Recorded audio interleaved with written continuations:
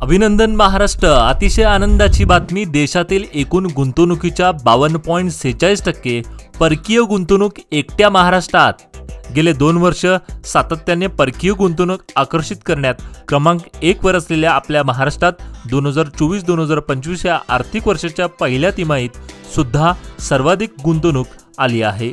April ते जून 2024 या आपल्या तिमाहीत एकूण 17,795 कोटी रुपयाची गुंतवणूक आली आहे।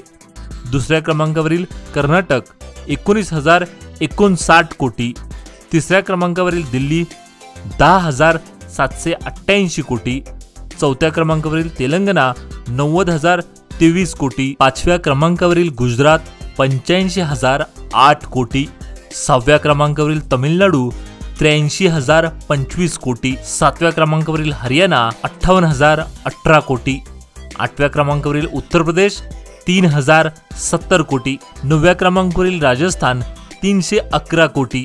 या सर्वांच्या बेरजेपेक्षा अधिक गुंतवणूक एकट्या महाराष्ट्रात आली आहे।